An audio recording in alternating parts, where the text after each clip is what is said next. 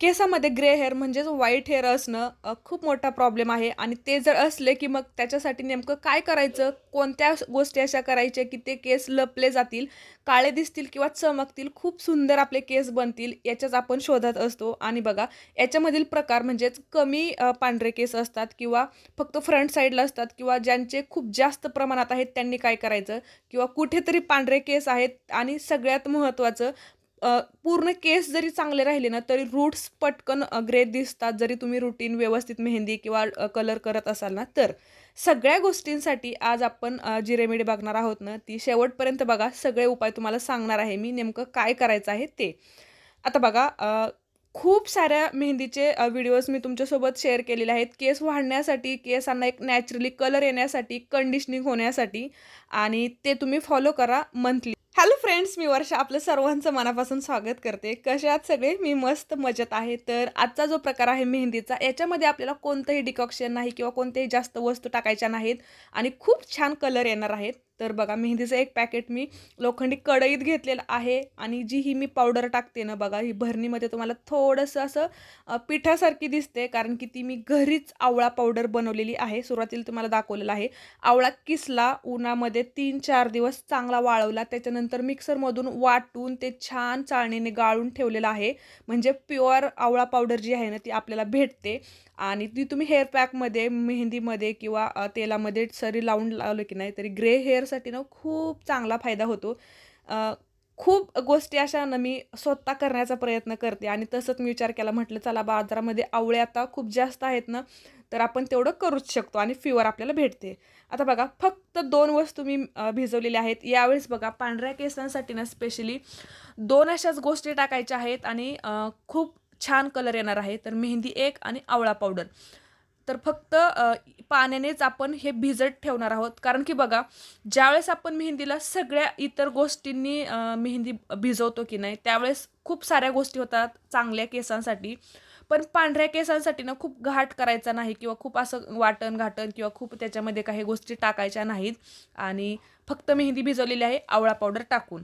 आता बघा, हे 3-4 तासांसाठी किंवा तुम्ही रात्रभर भिजायला ठेवायचं आहे आणि त्याच्यानंतरच याच्यात आपण एक जी महत्त्वाची गोष्ट ॲड करणार आहोत की नाही, त्याच्यामुळेच आपल्या केसांना काळा कलर येणार आहे.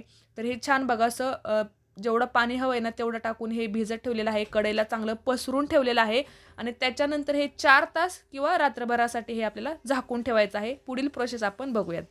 तर मेहंदी लावण्या अगोदर एक 15 मिनिट आपल्याला इंडिगो मेहंदी जी आहे ना, ती भिजवायची आहे. आता इंडिगो मेहंदी म्हणजेच ही नॅचरल आहे, पण याचा जसा मेहंदीचा कलर ऑरेंज किंवा लाल येतो ना, तसा या मेहंदीचा कलर हा काळा येतो. म्हणजेच आपले ग्रे हेअर लपवण्यासाठी किंवा पांढरे केस जे आहेत ना, ते नॅचरली काळे करण्यासाठी हा वापरली जाते पावडर. आता बघा, ही फक्त कोमट पाण्याने सुद्धा आपण भिजत ठेवू शकतो, पण ड्रायनेस येतो याच्यामुळे.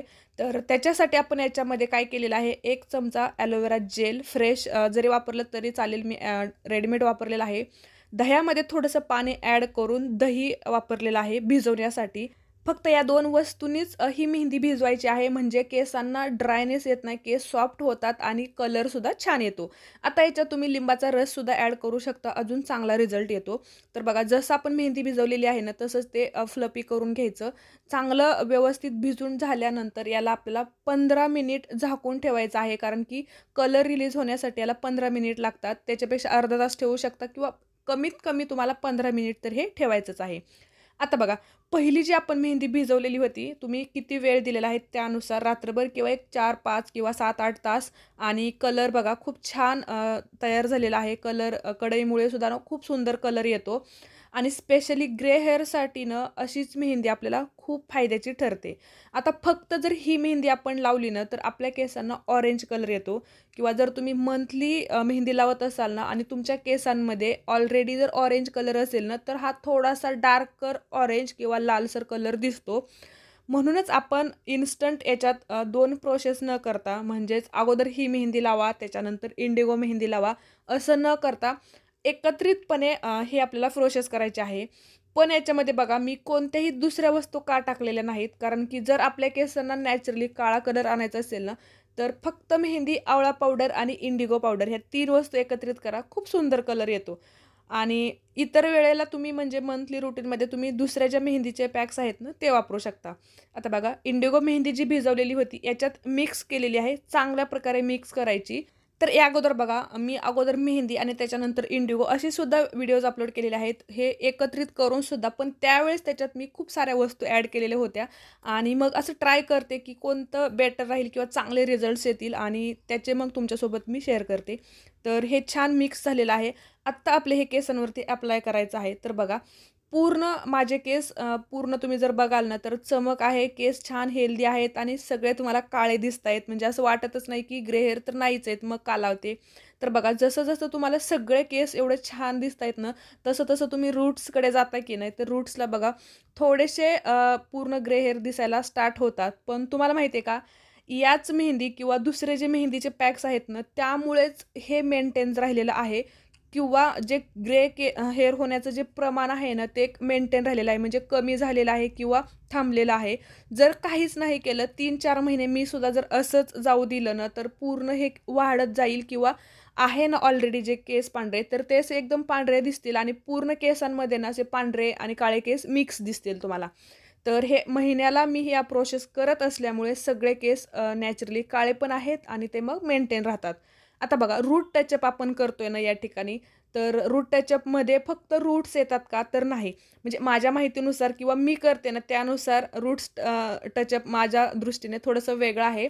फक्त मागच्या साईडचे केस म्हणजे बघा आपण वरचा जो लेयर असतो ना तो मी पुढच्या साईडला काढून घेतलेला आहे आणि सगळे रूट्स तर येणारच आहेत. म्हणजे जेवढे आपले रूट्स आहेत ना ते येणार.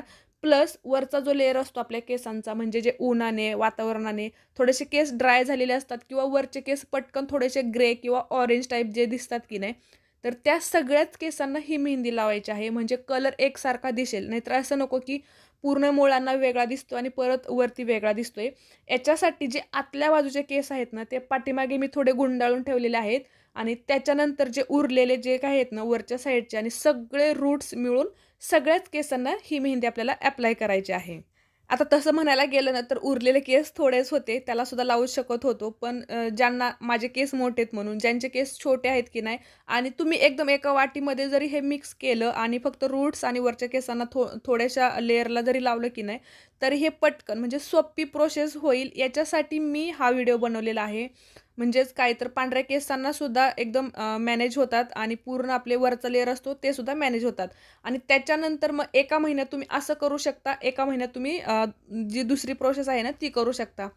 3 तास ठेवायचं आहे. त्याच्यानंतर फक्त पाण्याने केस धुवायचे आहेत आणि दुसऱ्या दिवशी ऑइलिंग करूनच शॅम्पूने केस धुवायचे आहेत आणि त्याच्यानंतर केस खूप सुंदर होतात. तुम्ही महिन्याला हे करा आणि तुम्हाला रिझल्ट्स दिसेल. तर हा व्हिडिओ कसा वाटला ते सुद्धा सांगा. धन्यवाद.